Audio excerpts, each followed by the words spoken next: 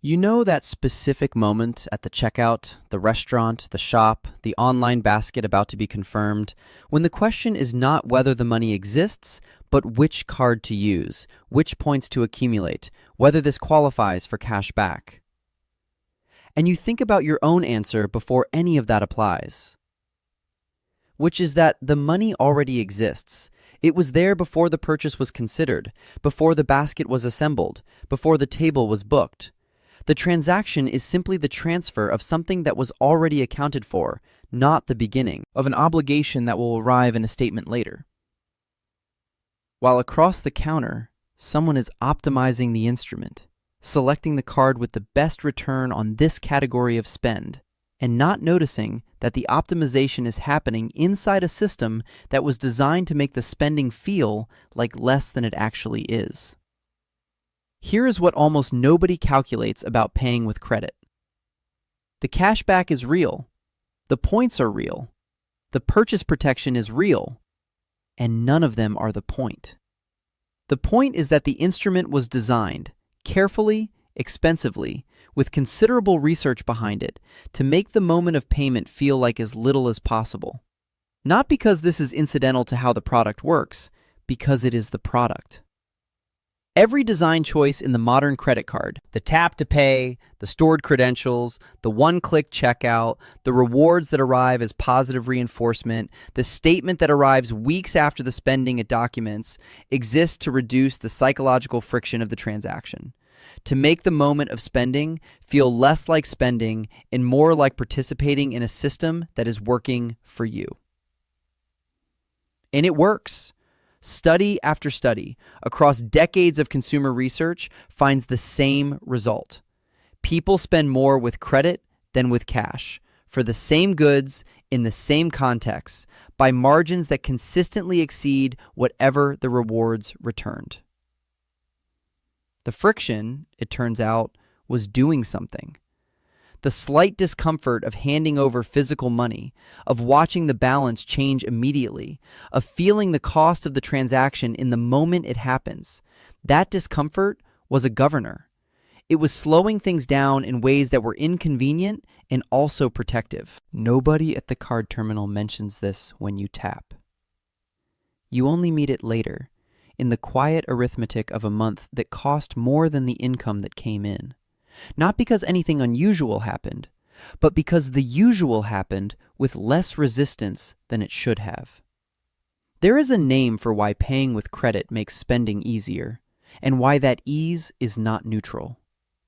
Researchers call it the pain of paying. Studies by Prelec and Simester at MIT, published in 2001 and extensively replicated, showed that paying with cash activates a region of the brain associated with discomfort and loss, creating genuine psychological friction at the moment of purchase. This friction functions as a natural brake on spending, not because people are being irrational, but because the brain is registering the cost of the transaction in real time and pushing back. Credit cards, particularly those with rewards, cashback, and points, suppress this friction almost entirely.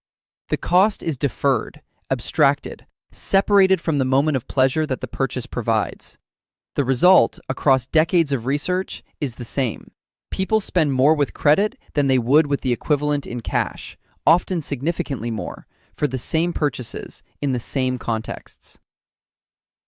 Never spending what you don't already have is not a refusal of convenience.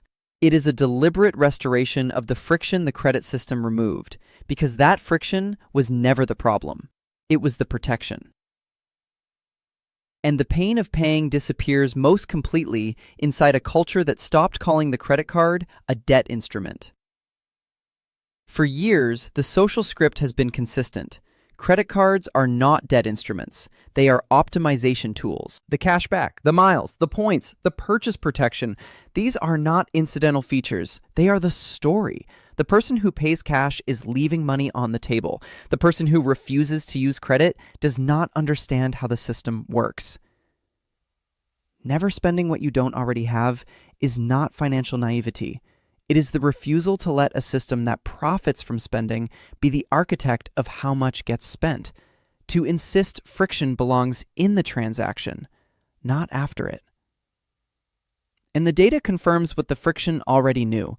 The Consumer Financial Protection Bureau consistently reports that roughly 40% of American credit card users carry a balance month to month, paying interest rates that average above 20% annually on purchases where the cashback returned a fraction of a percent.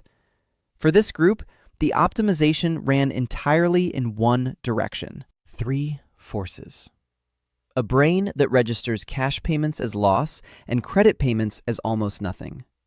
A culture that reframes debt as financial sophistication. And an interest rate that arrives quietly after the rewards, making the argument in the other direction for decades.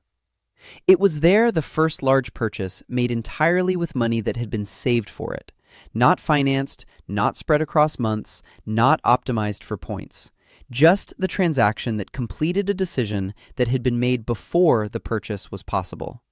And the specific, unremarkable freedom of owning something from the moment it was bought. It was there the month the credit card statement of a friend or colleague arrived as a topic of conversation. The balance that had quietly grown. The minimum payment that was clearly not touching the principal.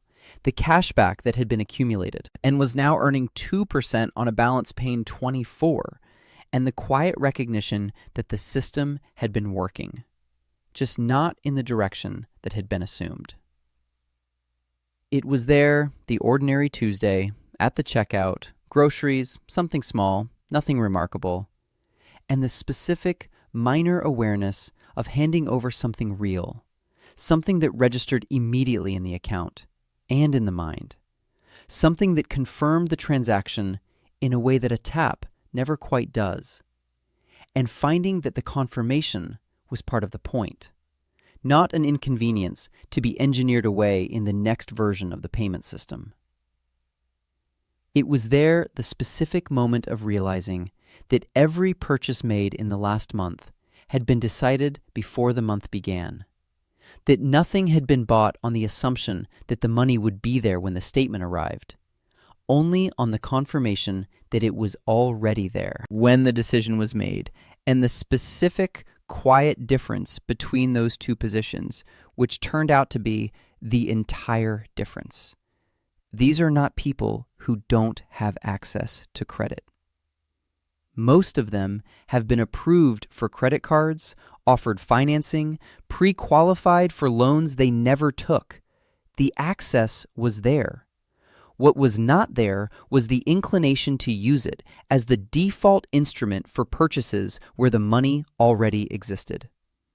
They are the person who at the point of sale produces something that represents money that is already there, not money that will be reconciled at the end of the month, not points being accumulated, not a balance being actively managed, just the straightforward exchange of something owned for something wanted, completed in the moment it happens and not revisited in a statement. That is not someone who doesn't understand how the credit system works. That is someone who understands exactly how it works and what it was designed to do to the moment of spending, and decided that the friction it was engineered to remove was worth keeping intact. They do not optimize the instrument. The question of which card earns the most on this category is not one they are asking, because the category in question is one where the money existed before the category did, and the transaction is simply its transfer, completed in the moment and closed when it happens, not left open in a balance that will need to be addressed when the statement arrives. They never say, "I can put it on the card." They say, "I don't have the money for that yet." And the next time the question of which card to use arrives, that answer is already settled, for reasons that have nothing to do with the rewards on offer. Now, finally, the objection. Paying cash makes no sense if you pay the balance in full every month. You're leaving money on the table. The cashback is free. The points are free. Not using them is just irrational. This is not about people who use credit cards strategically and pay the balance in full every month. That is a different relationship with the instrument entirely.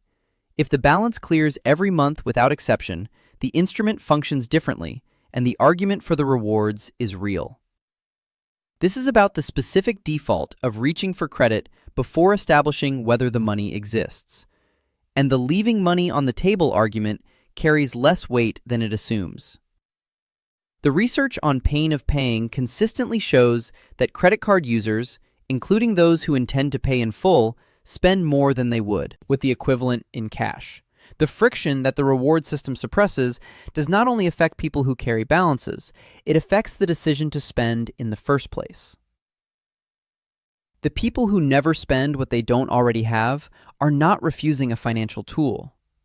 They are simply insisting that the cost of a purchase be felt at the moment it is made, not abstracted into a statement that arrives when the pleasure of the thing is already old. Here is what most people get backwards. The person who optimizes their credit card, who selects the instrument carefully, accumulates the points, redeems the cash back, may be doing exactly what the instrument was designed for. But optimizing the rewards doesn't eliminate the psychology. The friction is still reduced. The spending is still higher than it would be with cash. The system is still working in the direction it was built to work. The person who pays cash is not leaving money on the table. They are keeping the friction that tells them what things cost in the moment they are deciding whether to buy them, which turns out to be the most useful information available at exactly the moment it is most needed. Most people use credit to buy things they can afford. These people only buy things they can already pay for. And the person who pays with money that already exists is not operating with less access to the financial system. They are operating with more information about it, specifically what each purchase actually costs, felt in real time before the decision is final. There is a moment people who never spend what they don't already have all describe in almost the same way. It is not the first purchase made without a credit card. It is not the month the statement arrived at zero. It is an ordinary transaction, a checkout, a payment, something entirely unremarkable, and noticing, briefly, that the cost registered, not painfully, not as regret, just as information, the specific, immediate awareness of what was just exchanged, present in the moment it happened, not deferred to a document arriving later. Not pride in the method, not satisfaction at the discipline, just the quiet confirmation that the transaction is complete, nothing owed, nothing arriving later.